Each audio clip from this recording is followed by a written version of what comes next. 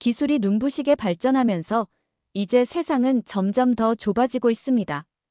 단순히 물리적인 거리가 가까워진 것만이 아니라 시간과 공간의 장벽마저 넘어서 다양한 방법으로 서로 연결되고 있죠. 하지만 이렇게 교류의 문이 활짝 열리면서 오히려 각국은 교류할 대상을 더 신중히 고르고 경계심 역시 강화하는 모습을 보이고 있습니다. 특히 우크라이나와 러시아 간 전쟁 이후로는 세계 전체가 더욱 조심스러워진 분위기인데요. 그런 가운데 우리 대한민국은 세계 대부분의 나라들로부터 신뢰를 얻으며 많은 사람들의 부러움을 사고 있습니다. 오늘 전해드릴 이야기는 바로 이 한국에 대해 깊은 감사의 마음을 전하는 한 유럽 여성의 경험담입니다. 사연의 주인공은 리투비아 출신의 여성인데요. 어머니를 잃고 깊은 절망에 빠졌던 그녀는 뜻밖에도 한국에서 다시 삶의 희망을 찾았다고 합니다. 과연 그녀에게 어떤 특별한 일이 있었던 걸까요? 지금부터 그 감동적인 이야기를 들려드리겠습니다. 안녕하세요. 제 이름은 엘리나 박입니다. 이국적인 이름을 들으시면 혼혈이라고 생각하실 수도 있지만 사실 저는 동유럽 라트비아에서 두 백인 부모님 사이에서 태어났어요. 눈처럼 하얀 피부와 금발, 그리고 푸른 눈을 가진 전형적인 동유럽 사람이었죠. 하지만 지금은 라트비아인이 아닌 한국인으로 살고 있어요. 27살까지는 라트비아 국적을 가진 사람이었지만 지금은 완벽한 한국 국적을 가진 한국 사람이 되었답니다. 제 인생의 여정은 꽤 특별했어요. 9살 때 혼자 미국으로 유학을 갔습니다. 부모님은 저에게 더 넓은 세상을, 더 많은 기회를 주고 싶으셨거든요. 라트비아는 아름다운 나라지만 우리 가족은 그렇게 좋은 환경에서 살지 못했어요. 가난했다고 해야 할까요? 부모님은 항상 저에게 너는 꼭 우리보다 더 나은 삶을 살아야 해라고 말씀하셨습니다. 다행히 미국에 엄마의 오랜 친구가 있어서 그분 댁에서 지내며 공부할 수 있었어요. 처음에는 정말 무서웠어요. 9살 여자아이가 낯선 나라에 혼자 가는 것이 얼마나 두려운 일인지 상상하실 수 있나요? 미국에 도착한 첫날 밤, 이불 속에서 얼마나 울었는지 모릅니다. 그때는 영어도 서툴러서 학교에서도 친구들과 제대로 소통하기 어려웠어요. 하지만 어린아이들은 적응력이 정말 놀라워요. 6개월 만에 영어가 편해졌고 1년이 지나자 현지 친구들도 많이 사귀게 되었죠. 그렇게 미국에서의 생활이 자리를 잡았습니다. 사실 저는 라트비아에서 9년, 미국에서 18년을 살았기 때문에 라트비아보다 미국에서 훨씬 더 오래 살았어요. 마음속으로는 미국인에 더 가깝다고 느꼈죠. 그래도 모국에 대한 사랑은 물론 잊지 않았답니다. 미국에서 고등학교를 졸업하고 대학에도 진학했어요. 열심히 공부해서 장학금도 받을 수 있었죠. 그리고 대학을 졸업한 후에는 꿈에 그리던 마케팅 회사에 취직했어요. 제 인생은 남들이 보기에 정말 성공적이었습니다. 좋은 직장에 멋진 아파트, 그리고 새 차까지 있었으니까요. 부모님은 저를 정말 자랑스러워 하셨어요. 특히 어머니는 제가 보내는 돈으로 라트비아에서 더 편안한 삶을 사실 수 있게 되었다며 항상 감사하다고 하셨죠. 그리고 가장 중요한 것은 그곳에서 제 남편을 만났다는 것이에요. 남편은 한국인 유학생이었고 대학 캠퍼스에서 처음 만났습니다. 그는 도서관에서 공부하고 있었는데 제가 책을 찾다가 실수로 그의 노트북에 커피를 쏟았어요. 얼마나 당황했는지 몰라요. 하지만 그는 웃으면서 괜찮아요. 어차피 오래된 노트북이었으니까라고 말했죠. 그때부터 우리는 자주 만나게 되었고 캠퍼스 커플로 연애하다가 사회인이 되면서 결혼했습니다. 제 인생은 정말 남부러울 것 없이 행복했어요. 좋은 직장, 사랑하는 남편, 그리고 저를 항상 응원해주는 부모님까지. 모든 것이 완벽해 보였습니다. 하지만 인생은 예상치 못한 방향으로 흘러가기 마련이죠. 어느 날 라트비아에서 충격적인 연락을 받았어요. 어머니가 안말기 판정을 받아 남은 시간이 6개월밖에 없다는 것이었죠. 전화기를 들고 있는 제 손이 떨렸고 숨이 막히는 듯한 느낌이 들었어요. 어린 나이부터 떨어져 지냈지만 편지도 주고받고 기술이 발전한 후에는 하루에도 여러 번 영상 통화를 했던 소중한 어머니였습니다. 어머니는 항상 엘리나, 너는 내 자랑이야 라고 말씀하셨어요. 이 소식을 듣자마자 저는 회사에 휴가를 내고 라트비아로 가서 어머니의 남은 시간을 함께하고 싶었어요. 임종도 꼭 지키고 싶었고요. 하지만 회사에서는 제 상황을 듣고 난감해했습니다. 그 이유는 라트비아가 러시아 접경국이었기 때문이었어요. 당시 우크라이나와 러시아는 전쟁 직전에 극도로 긴장된 상황이었거든요. 회사에서는 러시아 접경국인 라트비아에 장기간 머물면 미국 재입국이 어려울 수 있다고 말했어요. 제 국적이 아직 라트비아였으니까요. 장기 체류 이력이 생기면 강도 높은 입국 심사를 거쳐야 하고 비자 심사도 오래 걸릴 거라고 했습니다. 귀국 보장 없이 떠난다면 제가 어렵게 얻은 좋은 직장이 위험해질 수 있다고요. 저는 큰 갈등에 빠졌어요. 어머니는 무엇보다 중요했지만 제 삶의 대부분은 미국에 있었으니까요. 미국이 외국 국적자들에게 얼마나 까다롭게 비자와 입국을 관리하는지도 잘 알고 있었습니다. 고향인 라트비아를 다녀올 때마다 공항에서 강도 높은 입국 심사를 받았으니까요. 제가 이런 고민에 빠져 있을 때 남편이 나섰습니다. 그는 자기가 먼저 휴직을 하고 라트비아로 가서 어머니 곁에 있겠다고 했어요. 저는 그러다 당신도 미국에 다시 못 들어오면 어떡하냐고 걱정했지만 남편은 왠지 아무렇지 않아 했어요. 일단 어머니만 생각하자며 저를 설득하고 일주일 만에 짐을 꾸려 라트비아로 떠났습니다. 결국 저는 어머니의 임종을 지키지 못했어요. 어머니가 돌아가셨다는 연락을 받고 나서야 제가 얼마나 멍청했는지 깨달았습니다. 성공적인 삶이고 커리어고 다 무슨 소용이었을까요? 어머니를 보러 갔어야 했어요. 얼마나 후회의 눈물을 흘렸는지 모릅니다. 장례식 때가 되어서야 라트비아로 갔어요. 아버지께 너무 죄송하다고 말씀드렸죠.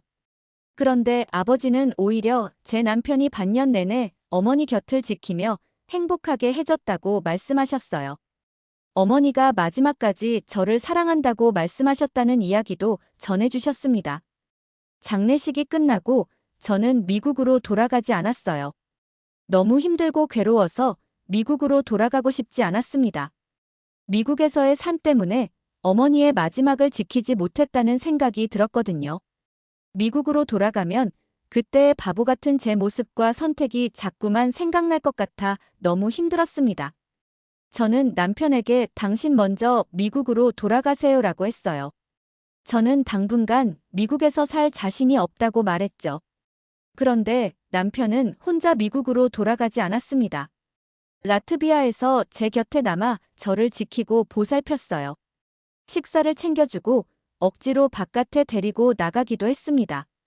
맛있는 음식들을 요리해주기도 했고요. 이게 꽤 효과가 있었어요. 입맛이 없었던 저는 남편이 해준 요리들만 잘 먹었습니다. 몇 달이 지나고 남편은 조심스럽게 자신의 모국인 한국에 가서 살면 어떻겠냐고 물었어요. 미국으로 돌아가는 것이 힘들다면 자신의 나라에 가서 가족들과 가까이 살아보자고 했습니다. 특히 시어머니께서 제가 너무 불쌍하다며 자기가 어머니 대신 딸처럼 보살펴주고 싶다고 하셨다고요. 저는 이 말을 듣고 남편의 제안을 바로 승낙했어요. 다른 것보다도 시어머니 이야기를 듣고 나서 바로 동의했죠. 그만큼 저에게는 어머니의 빈자리를 채워줄 사람이 필요했던 것 같아요. 주변 친구들은 미쳤냐며 말렸습니다. 미국의 좋은 직장을 버리고 왜 굳이 사표를 쓰고 한국에 가냐고요. 아시아에서는 남편 쪽 가족들이 며느리를 함부로 대하는 일이 흔하다고 하며 걱정했어요. 딸처럼 대해주겠다고 해놓고 아들 빼앗아간 사람 취급하는 일이 대부분이라고 했지만 저는 그 말들이 들리지 않았어요. 미국으로 돌아가기도 싫었기 때문에 그냥 한국으로 가는 길을 택했습니다. 처음 한국에 와서 시부모님 댁에 도착했을 때 시차로 인한 졸음이 싹 달아났어요. 현관문이 열리자마자 누군가가 쏜살같이 달려나와 저를 꽉 끌어안았거든요.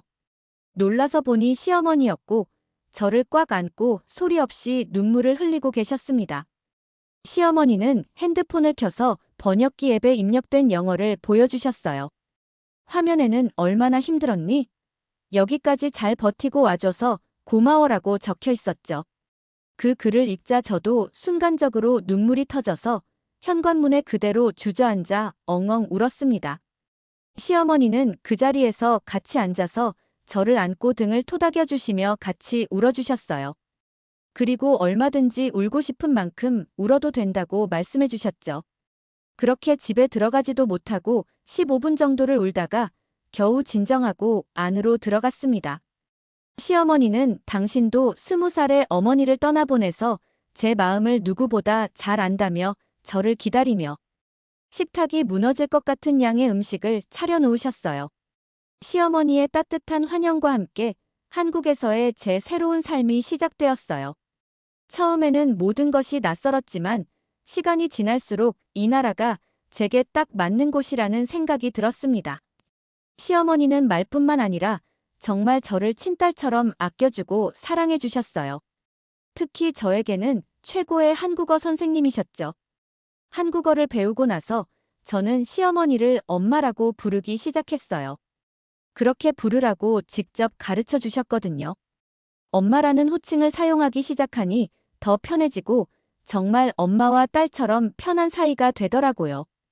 그러면서 자연스럽게 제 마음속에 비어있던 엄마의 빈자리도 시어머니로 채워지기 시작했습니다. 사람은 어떤 상황이든 적응하는 존재라고 하던데 정말 맞는 말인 것 같아요. 저는 한국 생활에 점점 스며들 듯 적응해 나갔습니다. 이제는 배달앱 이용도 척척하고 한밤중에 이어폰을 꽂고 산책을 나갈 수도 있게 됐어요.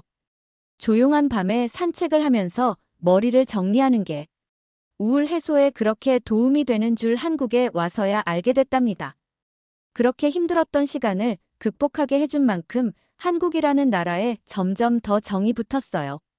한국에 있는 남편 가족들이 정말 제 가족이라고 느껴질 정도로요. 슬픔을 극복하려고 왔던 한국에서 1년이라는 시간을 살게 되었고, 그러면서 귀화를 생각해 보게 되었습니다. 제가 생각할 때 어차피 한국에서 계속 살 것 같았고, 그렇다면 한국인이 되어야 조금이라도 번거로운 일들이 줄어들 테니까요. 한국어 실력도 많이 늘어서 조금만 더 공부하면 될 것 같았어요. 예상대로 마음을 잡고 열심히 공부하자 귀화 심사에 무사히 합격할 수 있었습니다. 물론 조금 고생한 부분도 있었어요. 바로 제가 한국어를 너무 사투리로 배워버린 것이었죠. 시어머니와 시간을 많이 보내면서 동네 어르신들과 공원에서 수다 떠는 시간을 많이 가졌었거든요. 그러다 보니 한국의 각 지방에서 온 분들의 사투리를 다 배워버렸어요. 귀화 심사관에게 말투가 굉장히 독특하다는 말을 많이 들었답니다. 재미있게도 동네 어르신들과 이모처럼 가까운 사이가 되어서 귀화 심사에 합격하고 나서 밥까지 얻어먹었어요. 한국에 와서 엄마도 다시 얻었고 없던 이모들도 다시 얻어서 귀화까지 하니 정말 한국이 제 나라처럼 느껴졌습니다. 귀화 심사가 끝나고 한 달 후가 제 생일이었는데 생일이 다가오자 남편이 특별한 선물을 준비했다고 하더라고요. 그건 바로 고향 라트비아로 가는 비행기 티켓이었어요. 오랫동안 가지 못했으니 아버지도 만나고 어머니 무덤에도 방문하자는 제안이었죠. 3년 만에 간 라트비아는 그때 그 슬프던 곳이 아니었어요. 아버지도 슬픔을 극복하고 밝게 잘 지내고 계셨고요. 어머니 무덤에도 한결 편안한 마음으로 어머니를 추억하며 다녀올 수 있었습니다. 그리고 어머니 무덤가에서 남편이 또 다른 선물이 있다고 했어요. 이건 생일 선물이 아니라 한국인 귀화 기념 선물이야 라고 말이죠. 선물이라며 내민 것은 하얀 봉투였는데 그 안에서 비행기 티켓이 나왔습니다. 목적지를 보고 깜짝 놀랐어요. 미국행 비행기였거든요. 남편은 제 고등학교 친구가 곧 미국에서 결혼한다는 것을 알고 있었다고 했어요. 그 친구가 제 상태를 잘 몰라서 남편에게 몰래 연락을 했던 것 같았어요. 제가 괜찮다면 친구가 결혼식에 초대하고 싶다고 했대요. 그래서 남편이 친구와 계획해서 저를 결혼식에 부르기로 한 것이었죠. 그렇게 저는 라트비아에서 바로 미국으로 건너가게 되었어요. 오랜만에 간 미국 공항이라 그런지 조금 낯설더라고요. 제가 가장 오래 거주했던 나라인데도. 남편은 그동안 미국을 계속 오가서 여기저기 허둥대는 저를 끌고 능숙하게 다녔습니다. 그런데 제가 모르는 사이에 공항이 공사를 했는지 많이 바뀌어 있었어요. 남편이 저를 기존의 입국 심사대가 있던 곳이 아닌 다른 방향으로 데려갔습니다. 그리고 잠깐 기다리라고 하더니 얼마 지나지 않아 들어가자고 했죠. 남편을 따라 걸어가다가 정신을 차려보니 어느새 출국장으로 나와 있었어요. 이게 무슨 일이에요? 라고 물어보니까 남편은 뭐긴 뭐야. 입국한 거지라고 대답했어요. 입국 심사대 비슷한 곳 근처에도 안 갔는데 무슨 입국이냐고 물었더니 남편이 웃으면서 물었어요. 오기 전에 한국 공항에서 인터뷰했던 거 기억나? 맞아요. 인천공항에서 잠깐 남편이 안내하는 대로 따라가서 인터뷰 비슷한 걸 했었어요. 그런데 저는 그게 제가 이제 한국인이라서 한 인터뷰인 줄 알았어요. 이제 라트비아 사람이 아니니까 전쟁 지역으로 가는 것에 필요한 인터뷰라고 생각했죠. 그런데 알고 보니 그게 미국 자동 출입국 심사 허가 인터뷰였던 거예요. 미국의 까다로운 입국 절차를 걱정한 남편이 저를 위해 서프라이즈로 준비했다고 하더라고요. 그렇게 까다로운 미국을 이렇게 쉽게 들어올 수 있다니 놀랍지 않아? 라며 남편이 웃었어요. 놀라는 수준이 아니라 충격에 가까운 감정이 밀려왔어요. 살면서 이렇게 빠르고 편하게 미국 입국을 해본 적이 없었거든요. 남편 말로는 한국 여권을 가지고 있고 범죄 경력이나 수사를 받고 있는 사람이 아니면 다 가능하다고 했어요. 새삼 제 손에 들려있는 한국 여권이 어마어마한 보물처럼 느껴졌습니다. 이것만 있으면 세계 최강국이라는 미국도 입국 심사 없이 들어올 수 있으니까요. 그렇게 몸도 마음도 과정도 모두 편하게 온 미국에서 저는 오랜만에 옛 친구들도 만나며 즐거운 시간을 보냈어요. 제가 한국에 갈 때 걱정했던 친구들도 지금 제 얼굴이 훨씬 더 좋아 보인다며 제게 딱 맞는 나라로 갔다고 칭찬해 주었어요. 친구들은 미국 입국도 관광 목적으로만 치면 쉬워졌는데 미국은 여행으로만 놀러 오고 사는 건 한국에서 쭉 살아라고 조언해 주었죠. 저도 그럴 생각이라고 대답했어요. 그렇게 3년 만에 고향도 가고 미국에도 다녀오면서 제가 정말 다시 행복을 되찾았다는 생각이 들더라고요.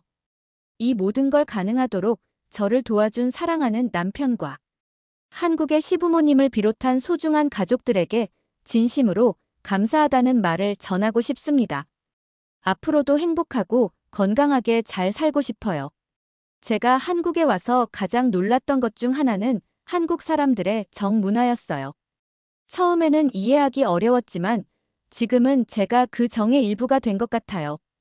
한국에서는 혈연 관계가 아니어도 정을 나누면 진짜 가족이 될 수 있다는 걸 배웠거든요. 시어머니는 제게 진짜 엄마가 되어주셨고 동네 어르신들은 이모, 삼촌, 할머니가 되어주셨어요. 특히 한국의 음식 문화를 통해 많은 사랑을 느꼈어요. 시어머니는 항상 밥 먹었어? 라고 물으셨는데 이게 사실은 너 잘 지내니? 괜찮니? 라는 의미라는 걸 나중에 알게 됐어요. 음식으로 사랑을 표현하는 문화가 제게는 참 따뜻하게 다가왔습니다. 한국에서의 일상은 제가 상상했던 것보다 훨씬 더 풍요로웠어요. 아침에 일어나면 시어머니가 준비해 주신 아침 식사를 함께하고 낮에는 한국어 공부를 하거나 동네를 산책했어요. 처음에는 한글 간판도 읽기 어려웠는데 이제는 메뉴판도 혼자서 읽을 수 있게 되었죠. 작은 성취감이지만 저에게는 큰 기쁨이었어요. 시간이 지나면서 저는 한국의 사계절을 경험하게 되었어요. 봄에는 벚꽃이 흩날리는 공원을 시어머니와 함께 걸었고 여름에는 시원한 냉면을 먹으며 더위를 이겨냈죠. 가을에는 단풍으로 물든 산을 등산하며 한국의 아름다움에 감탄했고 겨울에는 따뜻한 온돌방에서 귤을 까먹으며 눈 내리는 풍경을 감상했어요. 특별히 기억에 남는 것은 한국의 명절이었어요. 처음 경험한 추석에는 시어머니와 함께 송편을 만들었는데 제 송편은 모양이 예쁘지 않았지만 가족들은 모두 엘리나가 만든 거니까 더 맛있다며 칭찬해 주셨죠. 설날에는 한복을 입고 세배도 드렸어요. 처음에는 어색했지만 그 의미를 알게 되니 더욱 소중하게 느껴졌습니다. 한국 생활이 익숙해지면서 저는 작은 취미도 가지게 되었어요. 시어머니와 함께 텃밭을 가꾸기 시작했는데 상추와 고추, 방울토마토를 직접 키워서 먹는 기쁨이 컸어요. 라트비아에서도 농사를 짓는 문화가 있어서 그런지 텃밭 가꾸기는 제게 고향의 향수를 불러일으키면서도 새로운 한국 문화를 배우는 좋은 기회였습니다. 또한 한국 드라마를 보며 한국어를 배우기도 했어요. 처음에는 자막 없이는 이해하기 힘들었지만 점점 귀가 트이면서 자막 없이도 내용을 파악할 수 있게 되었죠. 특히 역사 드라마를 통해 한국의 역사와 전통에 대해 많이 배웠어요. 남편은 제가 사극에 나오는 옛날 말투를 따라 하는 것을 듣고 웃곤 했답니다. 귀화 과정에서 가장 어려웠던 것은 역시 한국의 법과 역사, 문화에 대한 공부였어요. 외국인이 한국 국적을 얻기 위해서는 생각보다 많은 것들을 알아야 했거든요. 하지만 시댁 가족들과 이웃들의 도움 덕분에 무사히 시험을 통과할 수 있었습니다. 특히 시아버지는 은퇴하신 선생님이셔서 한국사를 쉽게 이해할 수 있도록 설명해 주셨어요. 한국 국적을 취득하고 난 후 저는 처음으로 한국 여권을 받았어요. 그 빨간색 여권을 처음 손에 쥐었을 때의 감동은 정말 말로 표현하기 어려웠습니다. 그것은 단순한 여행 서류가 아니라 제 새로운 정체성과 미래를 상징하는 것이었으니까요. 지금 돌이켜보면 어머니의 죽음이라는 큰 슬픔이 결국 저를 새로운 행복으로 인도했다는 사실이 신기해요. 물론 여전히 어머니가 그립고 보고 싶지만 이제는 그 슬픔을 감당할 수 있는 힘이 생겼어요. 한국에서 찾은 새로운 가족과 문화, 그리고 정체성이 제게 그 힘을 주었다고 생각합니다. 앞으로의 꿈은 한국어를 더 완벽하게 구사하여 라트비아와 한국을 연결하는 문화 교류에 기여하는 것이에요. 두 나라 모두 제게 소중한 고향이니까요. 또한 언젠가 시부모님과 함께 라트비아를 방문해서 제 고향의 아름다움을 보여드리고 싶어요. 이렇게 저는 국경을 넘어 새로운 가족을 만나고 새로운 문화에 적응하며 새로운 정체성을 찾아가는 여정을 계속하고 있습니다. 그 여정이 항상 쉽지만은 않지만 사랑하는 사람들과 함께하기에 충분히 가치 있고 행복한 길이라고 믿어요. 오늘의 사연은 여기까지입니다. 지금까지 감동물씬이었습니다. 이야기가 마음에 와 닿았다면 구독과 좋아요, 알림 설정까지 부탁드립니다. 여러분의 따뜻한 댓글 하나하나가 저희에게는 큰 힘이 됩니다. 오늘도 여러분 모두가 즐겁고 행복한 일만 생기기를 바랍니다.